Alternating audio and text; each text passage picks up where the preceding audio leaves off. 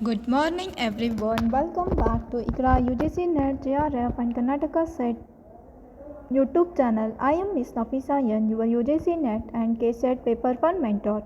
In today's class, I am going to discuss question and answers of previous year question papers. Hello दोस्तों, स्वागत है आप सभी का Iqra UGC NET JRF and Karnataka SET YouTube channel पे, जहां मैं मिस नफीसा यन आपकी UGC NET and K SET paper 1 mentor आज आपके साथ प्रीवियस ईयर जो एग्ज़ाम हुआ था लास्ट में दिसंबर 2022 को जो साइकिल में जो एग्ज़ाम हुआ था, उस एग्ज़ाम के पेपर 1 के जो PYQs हैं उनको आपके साथ डिस्कस करने वाली हूँ। तो let's start with question number 1. Swayam tries to take the best teaching learning resources to all students through seminars, video lectures, classroom teaching, conferences. जो स्वयं है जो टीचिंग एंड लर्निंग रिसोर्सेज को प्रोवाइड करता है स्टूडेंट्स को थ्रू कैसे provide करता है, whether through seminars, video lectures, classroom teaching और कॉन्फ्रेंसेस. तो इसका आंसर क्या होना चाहिए? स्वयं क्या है और स्वयं के क्या फंक्शंस हैं, स्वयं कब स्टैब्लिश हुआ था एंड स्वयं स्टैंड्स फॉर व्हाट. तो ये सारा मैंने ऑलरेडी एक वीडियो में डिस्कस किया है. अगर आपने नहीं देखा है तो मेरे यूट्यूब चैनल के प्लेलिस्ट में आपको इसकी वीडियो मिल जाएगी, तो आप वहाँ से देख सकते हैं. तो इसका आंसर होगा वीडियो लेक्चर्स. तो Swayam stands for study webs of active learning for young aspiring mind. Swayam एक ऑनलाइन प्लेटफॉर्म है जो ई रिसोर्सेज को प्रोवाइड करता है स्टूडेंट्स को. कैसे? इन 4 क्वाड्रेंट्स. स्वयं के 4 क्वाड्रेंट्स हैं. स्वयं कोर्स हॉस्टेड ऑन स्वयं, द कोर्सेज हॉस्टेड ऑन स्वयं आर इन 4 क्वाड्रेंट्स. तो 4 क्वाड्रेंट्स कौन कौन से हैं? एक तो स्वयं प्रोवाइड करता है high quality video lectures, then e content specially prepared study materials that can be downloaded and printed, self-assessment tests through tests and quizzes, and an online discussion forum for clearing the doubts. तो स्वयं क्या क्या हमें provide करता है स्वयं के courses में? तो हमें high quality video lectures available करवाता है, e content study materials specially prepared by the high institutions में जो टीचर्स फैकल्टी होती हैं उनके थ्रू जो प्रिपेयर किया होता है स्टडी मटेरियल्स को हमें प्रोवाइड करता है स्वयं के थ्रू. एंड सेल्फ असेसमेंट टेस्ट, जैसे क्विजेस के ज़रिए हम खुद को टेस्ट कर सकते हैं. And online discussion forum for clearing the doubts. जो भी डाउट हमें होगा तो उस डाउट को हमें ऑनलाइन डिस्कशन फॉरम में फिल करके सेंड करना होता है और हमें हमारा डाउट क्लियर हो जाएगा. तो स्वयं के 9 नेशनल कोऑर्डिनेटर्स हैं. वो कौन कौन से हैं देखते हैं. एक तो है AICTE, all India council for technical education, CEC, consortium for educational communication, IGNO, IIMB, NCERT, NIOS, NITT, RTTR, then NPTEL and UGC university grants commission. तो ये 9 नेशनल कोऑर्डिनेटर्स हैं जो कंटेंट स्वयं पर होस्ट करते हैं. वो कंटेंट कौन प्रिपेयर करते हैं? Prepared by these 9 coordinators. उसी को स्वयं के थ्रू हमें प्रोवाइड होता है. तो कंटेंट ये प्रोवाइड करते हैं. What are the benefits of the asynchronous mode of online learning? Asynchronous mode of online learning क्या होता है? Asynchronous mode of online learning वो होता है जिसमें हमें रियल टाइम फीडबैक नहीं मिल पाता है और इमीडिएट रेस्पॉन्स नहीं मिल पाता है. मतलब इसको हम सेल्फ पेस खुद से सीखना पड़ता है. तो ऐसा सेल्फ एंगेजमेंट, तो इसके क्या होगा? इसका आंसर क्या होगा? इसके लिए हमें इमीडिएट फीडबैक नहीं मिलेगा, तो इसमें इमीडिएट फीडबैक नहीं होगा. तो बी को हम डिलीट कर देंगे तो ये ऑप्शन चला जाएगा. Self engagement and flexibility, presence of teacher and student at the same time. अगर ऑनलाइन लर्निंग है तो सेम टाइम पर टीचर और स्टूडेंट दोनों हमें अवेलेबल नहीं होंगे. स्टूडेंट होगा तो टीचर, उधर ऑनलाइन लर्निंग में तो हमें टीचर मिलता है, बट जब हम चाहते हैं उस टाइम पे तो सेम टाइम पे नहीं मिलेगा. तो इसलिए ऑप्शन ई भी डिलीट हो जाएगा. तो ऑप्शन ई को भी हम डिलीट कर देंगे तो सेकंड वन भी चला गया. तो इसमें सेल्फ फेसिंग होगा, सेल्फ एंगेजमेंट होगा एंड फ्लेक्सिबिलिटी होगा. तो इसीलिए इसका ऑप्शन होगा option number 3.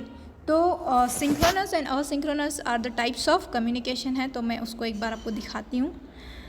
Synchronous versus asynchronous communication. Synchronous communication एक ऐसा कम्युनिकेशन या ऑनलाइन लर्निंग है जहाँ पे हमें रियल टाइम में होता है और इमीडिएट अटेंशन या इमीडिएट फीडबैक हमें मिलता है. तो इसके एग्जांपल हैं फेस टू फेस कन्वर्सेशन है, फ़ोन कॉल्स या वीडियो कॉल्स, वॉइस कॉल्स जो रियल टाइम में हो रहा है वो सब सिंक्रोनस कम्युनिकेशन में आता है. तो असिंक्रोनस कम्युनिकेशन क्या है? Happens over period of time. It is non real time में होता है और हमें इमीडिएट फीडबैक इसमें नहीं मिलता है. Recipients can respond to the communication at their own space. तो वहाँ पे ऑप्शन में था सेल्फ स्पेस. सेल्फ स्पेस दिया हुआ है ऑप्शन में, तो ए, ऑप्शन ए में ही है। तो this is about the synchronous and asynchronous communication. Question number 3, in which of the following research methods process of hypothesis testing optimally safeguarded the role of extraneous variables. तो यहाँ पे variables अगर हमें बात करें तो 3 टाइप्स के होते हैं, एक इंडिपेंडेंट वेरिएबल होता है, डिपेंडेंट वेरिएबल होता है, एक है एक्सट्रानियस वेरिएबल होते हैं। तो ये तीन टाइप के वेरिएबल्स होते हैं। अगर इसका आंसर की अगर बात करें तो इसका आंसर होगा एक्सपेरिमेंटल मेथड ऑफ रिसर्च, जिसमें प्रोसेस ऑफ हाइपोथेसिस टेस्टिंग जो है सेफगार्ड करता है रोल ऑफ एक्सट्रानियस वेरिएबल का।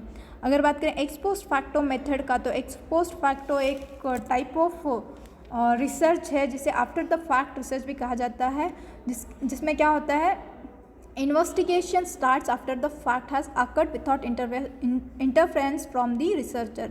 तो वो इसका एक है, मतलब ऑलरेडी वो फैक्ट हुआ होता है, उसके ऊपर वो फैक्ट होने के बाद या वो इंसिडेंट होने के बाद, इवेंट होने के बाद जो इन्वेस्टिगेशन स्टार्ट होता है वो एक्स पोस्ट फैक्टो स्टडी या आफ्टर द फैक्ट रिसर्च कहलाता है। अगर बात करें हिस्टोरिकल मेथड भी सिमिलर है, एक्स पोस्ट फैक्टो की तरह ही होता है, लेकिन usually it focuses on the historical aspects of an issue.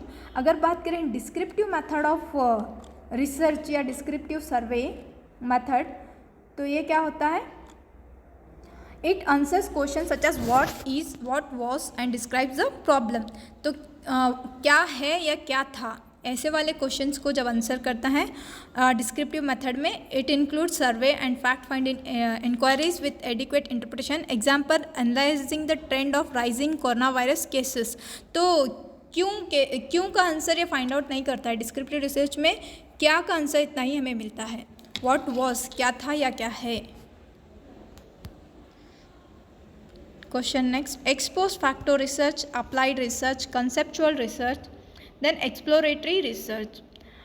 तो एक लिस्ट 1 एंड लिस्ट 2 दिया हुआ है, हमें इसका करेक्ट मैच करना है लिस्ट 1 से लिस्ट 2 को। अगर बात करें एक्स पोस्ट फैक्टो की, अगर मैं बात करूं तो व्हाट हैज़ हैपन्ड और हैपनिंग, क्या हो रहा है, क्यों का आंसर हमें एक्स पोस्ट फैक्टो में नहीं मिलता है। तो ex post facto.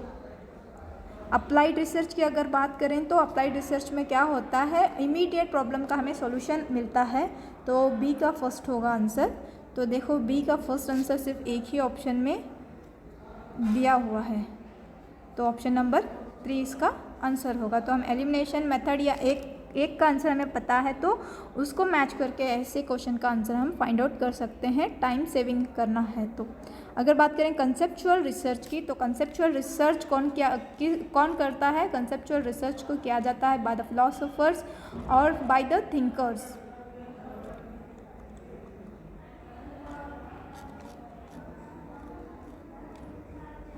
It is used by philosophers and thinkers to develop new concepts for reinterpretation. It is related to some abstract idea or theory. जो conceptual research है वो some abstract और ideas से related होता है, तो ये C का 2 होगा। तो B का फर्स्ट अप्लाइड रिसर्च में मैंने बताया कि finding a solution for immediate problem के लिए सोल्यूशन अगर हमें फाइंड करना है तो हमें अप्लाइड रिसर्च का हेल्प लेते हैं। अगर एक्स पोस्ट फैक्टो की अगर बात करें तो ex post facto no control over variables, reports only what has happened और what is happening. Exploratory research में क्या होता है, development of hypothesis rather than their testing. तो ओनली हाइपोथेसिस को हम बनाते हैं, उसको टेस्ट नहीं करते हैं एक्सप्लोरेटरी रिसर्च में।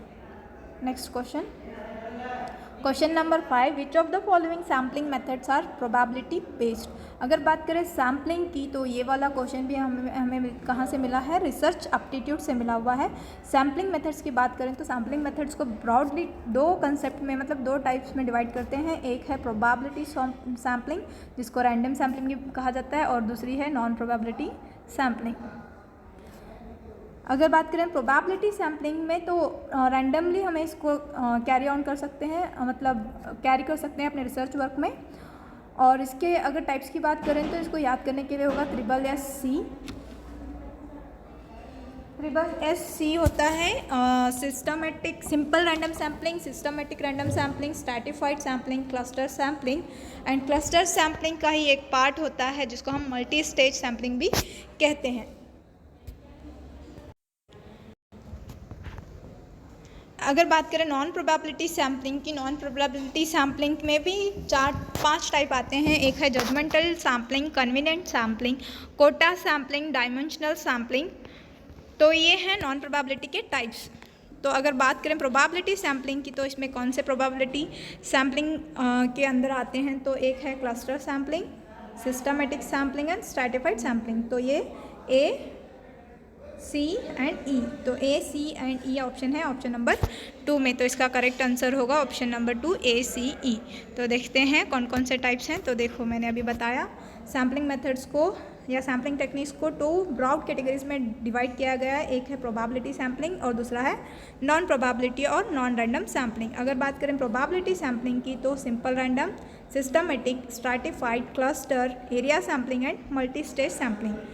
नॉन प्रोबेबिलिटी सैम्पलिंग के अंदर कौन कौन से आती हैं, जजमेंटल है, कन्वीनियंस है, quota sampling, panel sampling and snowball sampling. So this is all about the sampling methods. Next question number 6, the snowball sampling method can be employed in. तो स्नोबॉल सैम्पलिंग का जो मेथड है, ये एक non probability sampling का method है और इसको किस रिसर्च में हम एम्प्लॉय कर सकते हैं या अप्लाई कर सकते हैं, तो इसका आंसर होगा एथनोग्राफिक रिसर्च। एथनोग्राफिक रिसर्च में क्यों करते हैं, मतलब स्नोबॉल सैम्पलिंग एक्चुअल में होता क्या है। Snowball sampling is a type of sampling, type of non probability sampling. तो हमें इसमें कैसे डेटा, जय हो आपने मूवी देखी होगी सलमान खान की, तो उस मूवी में एक कंसेप्ट को दिखाया गया है कि अगर हम एक की हेल्प करते हैं तो उनसे रिटर्न में थैंक यू नहीं लेना होता है, तो उनको बोलना होता है कि नेक्स्ट, उसमें वो बोलता है कि नेक्स्ट आप 2 लोगों की हेल्प करो और उन 2 लोगों को बोलो कि वो 2 लोगों की हेल्प करें। तो ये वाला प्रोसेस है स्नोबॉल सैम्पलिंग में। तो स्नोबॉल सैम्पलिंग में भी सेम मेथड अप्लाई होता है। एक सैंपल हमें मिलता है और हम उसके पास से डेटा कलेक्ट करते हैं और उसको बोलते हैं कि अदर 2 सैंपल हमें ला कर दें, मतलब 2 पीपल को हमारे पास भेजें और उनको बोलते हैं कि बाद में अलग 2 सैंपल्स वो कलेक्ट करके हमारे पास भेजें। तो ऐसे होता है स्नोबॉल सैम्पलिंग। तो इसका आंसर होगा एथनोग्राफिक रिसर्च। अगर बात करें एथनोग्राफिक रिसर्च की, तो एथनोग्राफिक रिसर्च एक क्वालिटेटिव मेथड है for collecting data often used in social and behavioural sciences. Data are collected through observations and interviews which are then used to draw conclusions about how societies and individuals functions.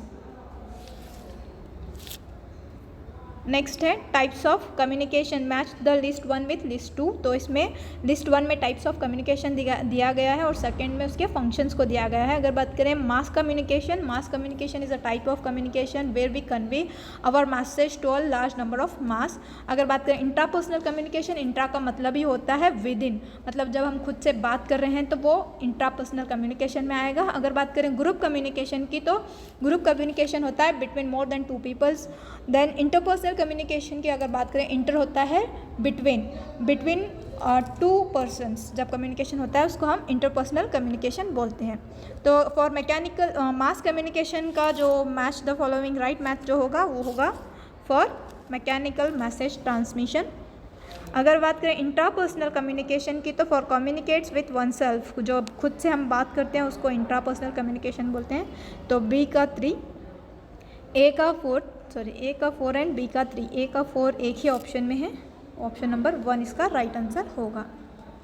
Next question number 8, another term used for interpersonal communication. Interpersonal communication जो है, जो between 2 person होता है, तो ये इसका और एक नाम क्या है, और एक टर्म क्या है इंटरपर्सनल कम्युनिकेशन का, तो है dyadic communication. Dyadic communication another term है for interpersonal communication. Which organisation has established national assessment and accreditation council. तो नैक के बारे में भी मैंने ऑलरेडी एक वीडियो में डिस्कस किया है जिसमें मैंने यूजीसी के बारे में बताया है, तो आप वहाँ से इसके बारे में इन डिटेल चेक कर सकते हैं। अगर बात करें NAAC, national assessment and accreditation council को स्टैब्लिश किया गया था by UGC university grant commission in the year 1994 और नैक का जो हेडक्वार्टर है वो लोकेटेड है बेंगलुरु में, जो कर्नाटका मतलब हमारे स्टेट का जो कैपिटल सिटी है। और नैक का फंक्शन क्या है? नैक प्रोवाइड करता है या असेस करता है, सर्टिफाई करता है हायर एजुकेशनल इंस्टीट्यूशंस को इंडिया में। नैक की तरह और एक एक्रीडिटेशन बॉडी है इंडिया में जिसको स्टैब्लिश किया गया था सेम ईयर 1994 में by AICTE, all India council for technical education. वो बॉडी कौन सी है? NBA, national board of accreditation, जिसको 1994 में ही इस्टेब्लिश किया गया था और इसका हेडक्वार्टर लोकेटेड है न्यू दिल्ली में। और ये एक्रीडेशन प्रोवाइड करता है not to the institutions, it provides accreditation to the technical programmes के लिए ये एक्रीडेशन प्रोवाइड करता है। तो लास्ट क्वेश्चन नंबर 10, इसका आंसर क्या होगा? UGC। नैक को इस्टेब्लिश किसने किया था? UGC ने किया था। Which of the following state has the highest number of deemed to be universities? तो डीम्ड टू बी यूनिवर्सिटीज़ क्या हैं, कैसे इस्टेब्लिश किया जाता है, एक इंस्टीट्यूशंस को क्या क्राइटेरिया होना चाहिए या क्राइटेरिया को फुलफिल करना चाहिए to get the deemed to be university का स्टेटस लेने के लिए, तो वो सब कुछ मैंने एक अलग से वीडियो में डिस्कस किया है। तो आप लोग अभी तक नहीं देखे हैं तो मेरे यूट्यूब चैनल के प्लेलिस्ट से इसको देख सकते हैं। और वीडियो का जो लिंक है, वीडियो जो है higher educational bodies in India part 2 में मैंने डीम्ड टू बी यूनिवर्सिटीज़ को इन डिटेल में बताया है। तो अगर बात करें स्टेट की which is having highest number of deemed to be universities means इसका आंसर होगा Tamil Nadu. Tamil Nadu is having 28 deemed to be universities. और अगर बात करें total deemed to be universities in our country means there are 128 deemed to be universities currently working in our country. और deemed to be universities एक autonomous organisations होते हैं जो खुद का कोर्स, खुद की फीस खुद ही डिसाइड करते हैं। So this is all about today's class. तो आज की क्लास में हमने 10 क्वेश्चंस को डिस्कस किया है। नेक्स्ट क्लास में फिर से 10 क्वेश्चन को डिस्कस करेंगे। I hope this video is helpful for you. So if you find this video is informative then do like, share and subscribe and share with your friends. Thank you, see you in the next class. Bye bye, take care.